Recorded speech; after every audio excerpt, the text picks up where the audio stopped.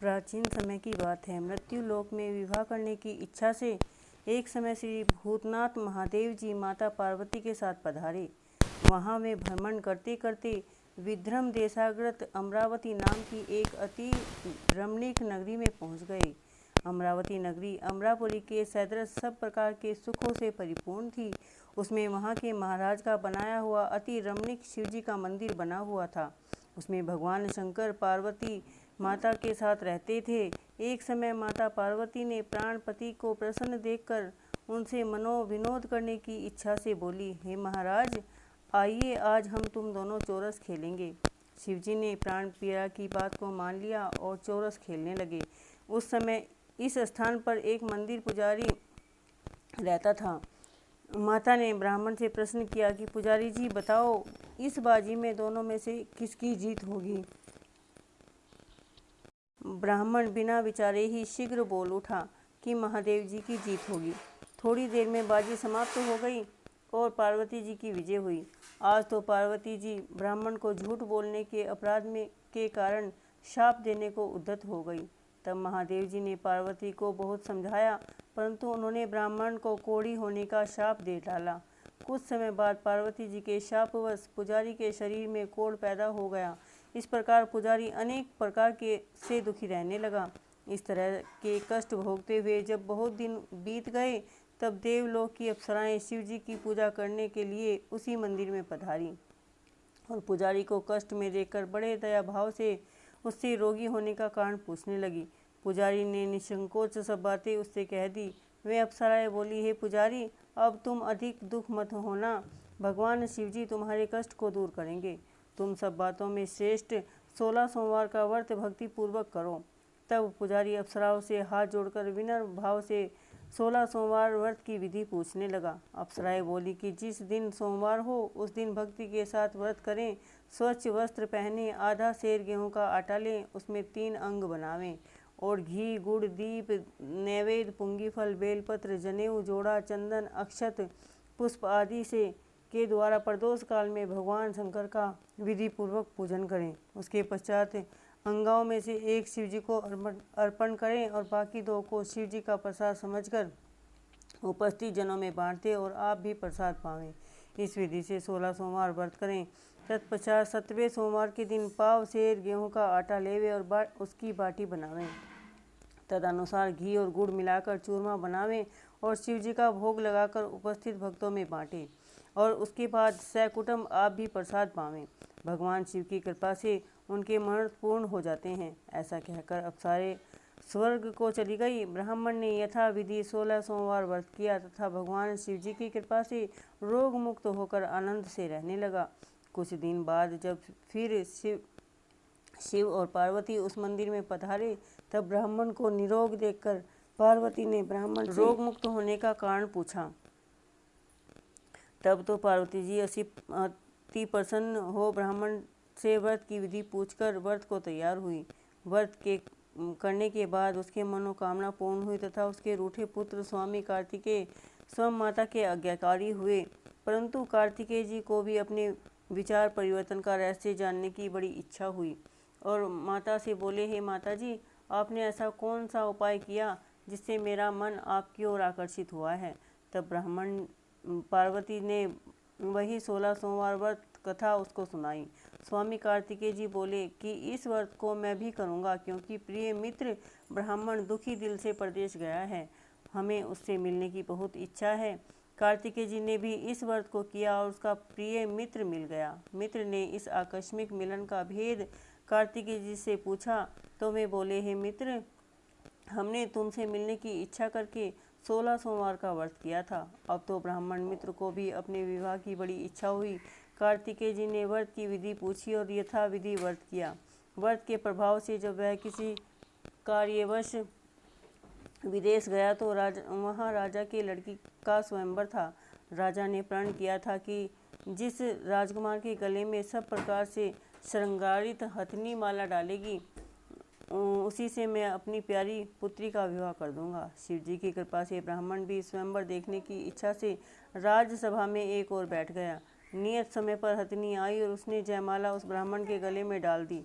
राजा की प्रतिज्ञा के अनुसार बड़ी धूमधाम से कन्या का विवाह उस ब्राह्मण के साथ कर दिया गया और ब्राह्मण को बहुत सा धन सम्मान देकर संतुष्ट किया। ब्राह्मण सुंदर राजकन्या पाकर सुख से जीवन व्यतीत करने लगा। एक दिन राजकन्या ने अपने पति से प्रश्न किया कि हे प्राणनाथ, आपने ऐसा कौन सा भारी पुण्य किया जिसके प्रभाव से हथिनी ने सब राजकुमारों को छोड़कर आपको वरण किया है। ब्राह्मण बोला, हे प्राण प्रिय, मैंने अपने मित्र कार्तिकेय के कथा अनुसार 16 सोमवार का व्रत किया था, जिसके प्रभाव से मुझे तुम जैसी रूपवान लक्ष्मी की प्राप्ति हुई है। व्रत की महिमा सुनकर राजकन्या को बड़ा आश्चर्य हुआ और वह भी पुत्र की कामना करके व्रत करने लगी। शिवजी की दया से उसके गर्भ में एक अति सुंदर, सुशील, धर्मात्मा और विद्वान पुत्र उत्पन्न हुआ। माता पिता दोनों उस देव पुत्र को पाकर अति प्रसन्न हुए और उसका लालन पालन भली प्रकार करने लगे। जब पुत्र समझदार हुआ तो एक दिन अपने माता से प्रश्न किया कि माँ, तुमने कौन सा तप किया है जो मेरे जैसा पुत्र तेरे गर्भ से उत्पन्न हुआ है। माता ने पुत्र का प्रबल मनोरथ जान के अपने किए हुए 16 सोमवार व्रत की विधि को पुत्र के सम्मुख प्रकट किया। पुत्र ने ऐसे सरल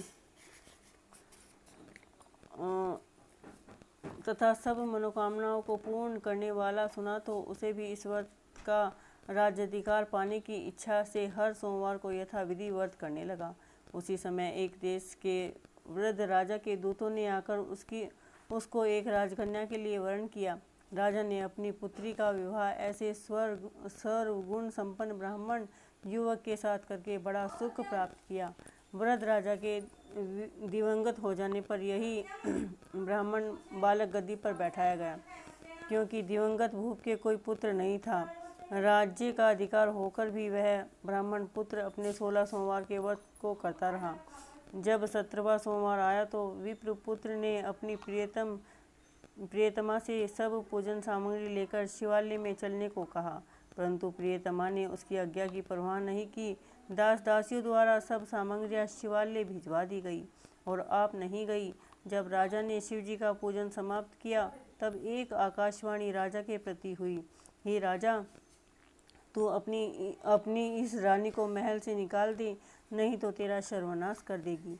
वाणी को सुनकर राजा के आश्चर्य का ठिकाना नहीं रहा और तत्काल ही मंत्रणा गृह में जाकर अपने सभासदों को बुलाकर पूछने लगा, हे मंत्रियों, मुझे आज शिवजी की वाणी हुई है कि राजा तू अपनी इस रानी को घर से निकाल दे, नहीं तो तेरा सर्वनाश कर देगी।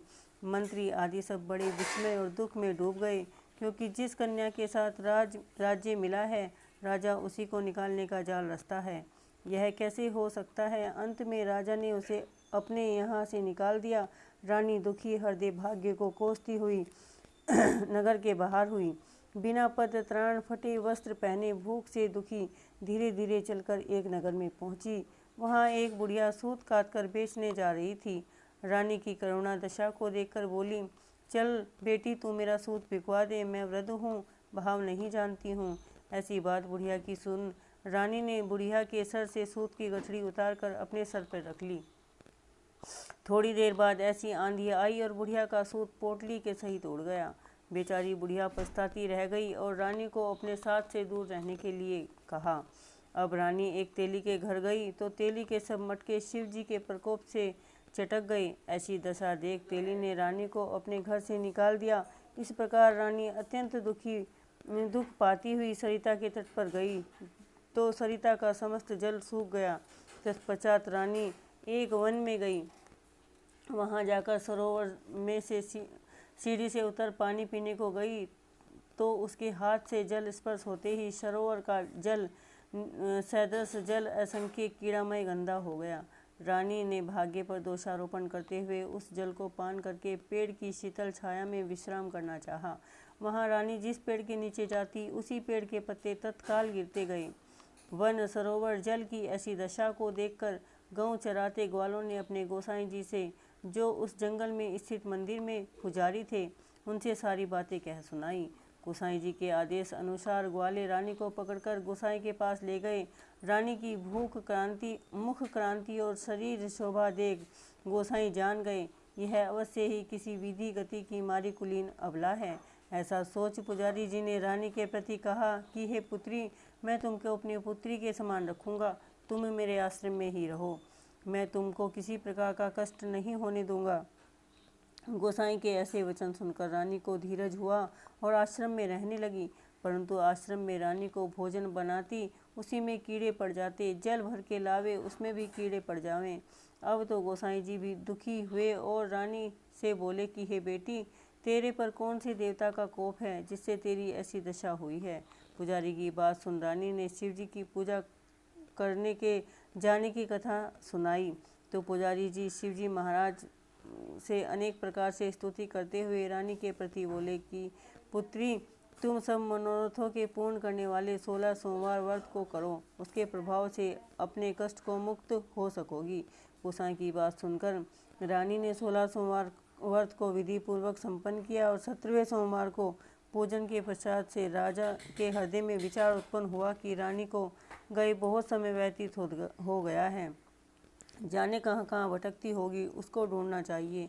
यह सोच रानी को तलाश करने चारों दिशाओं में दूत भेजे। वे तलाश करते हुए पुजारी के आश्रम में रानी को पाकर पुजारी से रानी को मांगने लगे, परंतु पुजारी ने उनसे मना कर दिया। तो दूत चुपचाप लौट आए और आकर महाराज के सम्मुख रानी का पता बताने लगे। रानी का पता पाकर राजा स्वयं पुजारी के आश्रम में गए और पुजारी से प्रार्थना करने लगे कि महाराज, जो देवी जी आपके आश्रम में रहती हैं वह मेरी पत्नी है। शिव जी के कोप से मैंने इनको त्याग दिया था। अब इन पर शिव का कोप शांत हो गया है, इसलिए मैं इनसे लिवाने आया हूँ। आप मेरे साथ चलने की आज्ञा दे दीजिए। गोसाई जी ने राजा के वचन को सत्य समझकर राजा के साथ जाने की आज्ञा दे दी।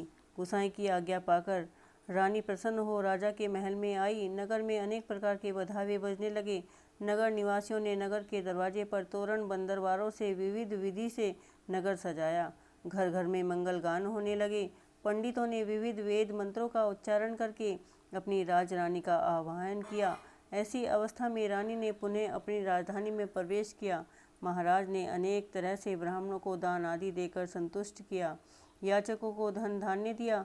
नगर में स्थान स्थान पर सदावत खुलवाए गए तथा भूखों को खाने को मिलता था। इस प्रकार से राजा शिवजी की कृपा का पात्र हो राजधानी में रानी के साथ अनेक तरह से सुखों को भोग करते हुए सोमवार व्रत करने लगे। विधिवत शिव पूजन करते हुए लोक में अनेकों सुख को भोगने के पश्चात शिवपुरी को पधारे। ऐसे ही जो मनुष्य मनसा वाचा कर्मणा द्वारा भक्ति सहित सोमवार का व्रत इत्यादि विधि पूर्वक करता है, वह इस लोक में समस्त सुखों को भोगकर अंत में शिवपुरी को प्राप्त होता है। यह व्रत सब मनोरथों को पूर्ण करने वाला है। बोलो शंकर भगवान की जय।